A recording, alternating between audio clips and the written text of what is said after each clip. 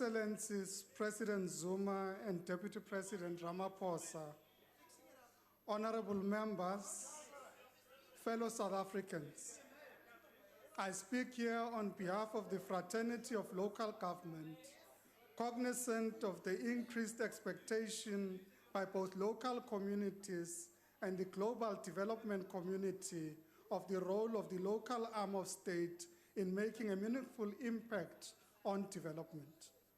Deputy Speaker, the past 2 years have been crucial in framing the future of our planet as the United Nations and the broader global development community have reached consensus on a number of international accords that shape what governments, multilateral agencies, business, NGOs, civil society, and other stakeholders should and could do in shaping the future of our Earth and indeed humanity.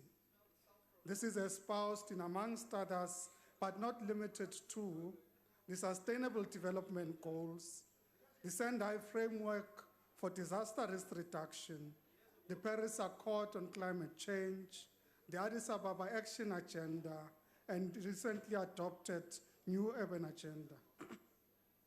As local government, under the auspices of the Global Task Force of Local and Regional Governments, an initiative to bring together the entire local government family globally, we have taken the view that these accords should be viewed and implemented as part of an integrated global development agenda.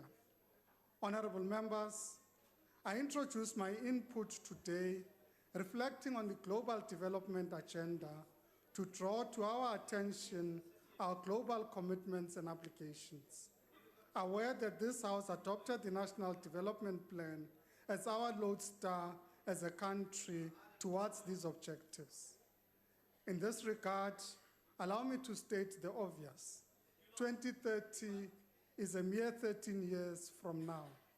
It is in this 13 years from now that we have committed to the employment from 13 million in 2010 to 24 million in 2030, to raise income from 50,000 rands per person to 120,000 rands, to reduce poverty and inequality by raising employment, bolstering productivity and incomes, and broadening the social wage.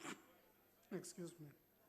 To make high-speed broadband internet available to all at competitive prices, to realize food trade surplus, and to play a meaningful role in continental development, economic integration, and human rights, but to mention a few. It is thus that the NDP recognizes the building of a capable and developmental state as a crucial cog in the will to achieve the goals and targets that we have set ourselves.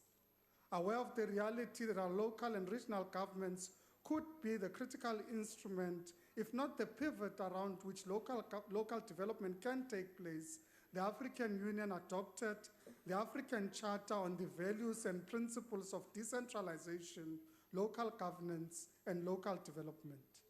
The objectives of this charter include, amongst others, to promote resource mobilization and local economic development with a view of eradicating poverty in Africa, to promote the core values and principles of decentralization, local governance, and development, to promote the association and cooperation of local governments or local authorities at the local, national, regional, and continental level, and to promote civil society, private sector, and people participation in decentralization, local governance, and local development initiatives.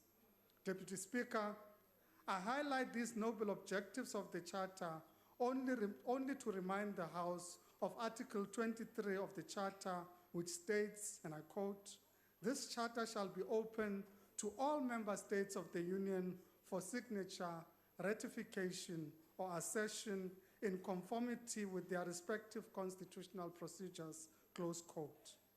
Deputy Speaker, I respectfully, on behalf of the local government fraternity, request this House to put in place the necessary processes to meet the requirements of Article 23. Aware that we are still a few countries short from gaining the threshold for this charter to be in force, I respectfully urge that we further use both bilateral and multilateral engagements, including the Pan-African Parliament, to enable the achievement of a capable local sphere of the developmental state, not only in our country, but throughout the continent. Deputy Speaker, former President Nelson Mandela, in his address to the inaugural Conference of Organized Local Government in November 1996 said, and I quote, "You have the task of doing whatever is necessary to ensure that our new local government system serves the needs of our communities. You have the responsibility to make their voice heard and to provide an effective instrument for them to improve their lives," close quote. It is against this backdrop of the words of President Mandela that we want to respectfully request this House to, in order to achieve a state that is capable of playing a developmental and transformative role, ensure that all spheres of governments support local government as the sphere closest to the people and the implementation level of our enjoined government. The role of cities, given their importance as engines for economic growth and job creation in transforming the space economy and reversing our spatial legacy, is key.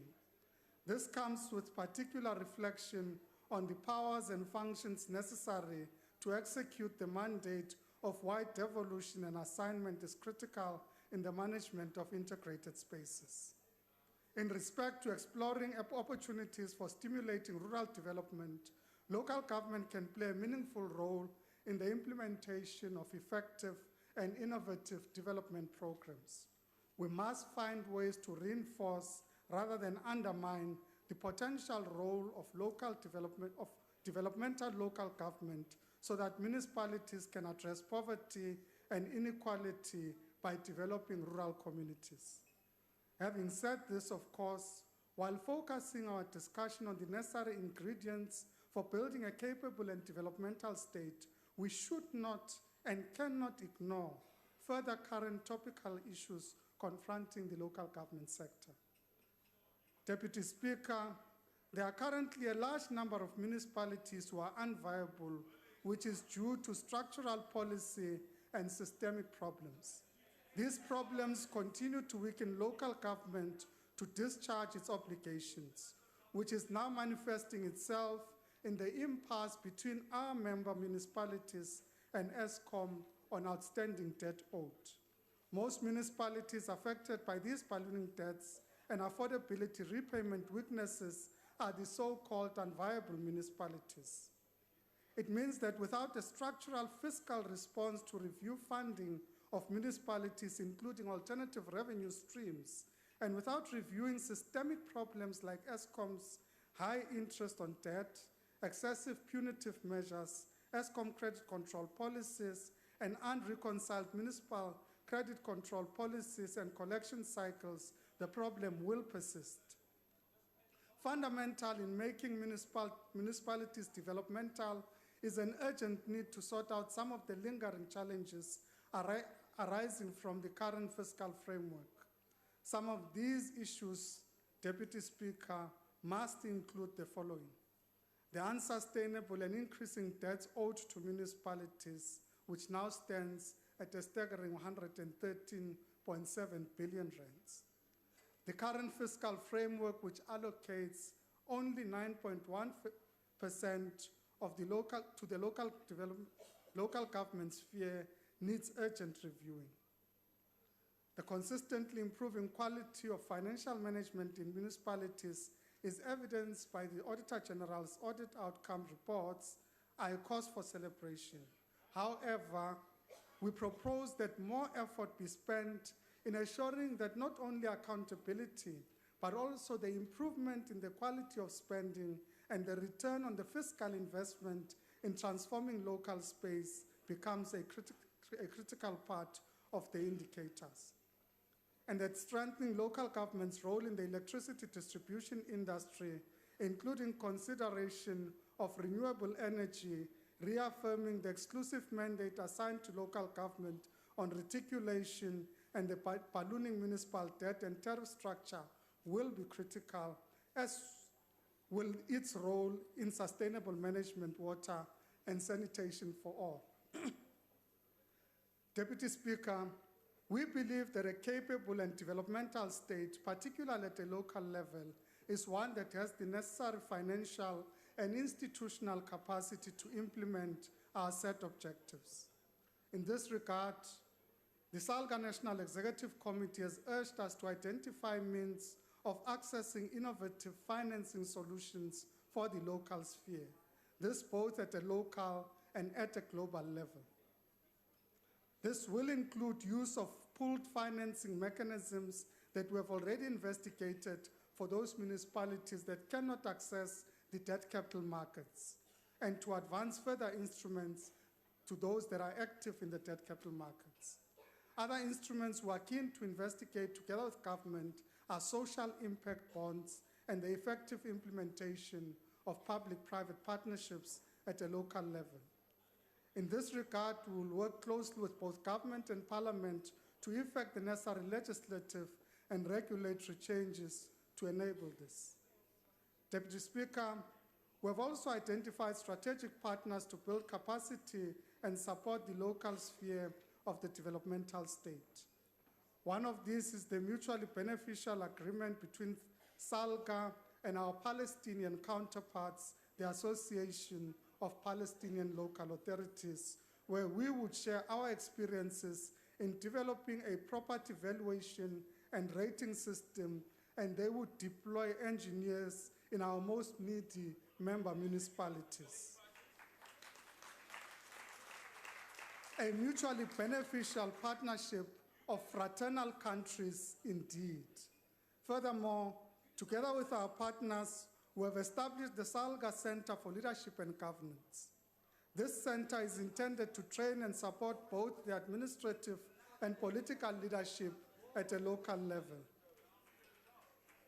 Having identified traditional leaders as important partners in local governance, we have also extended this facility to our traditional leaders, many having participated in our training programs. The Honorable President, our collective responsibility is to build a capable state that partners with business, academia, civil society, local and multilateral agencies in our quest to build a national democratic society, one that creates opportunities and prosperity for all, where access is not inhibited by race, color, creed, nor gender. Thank you very much.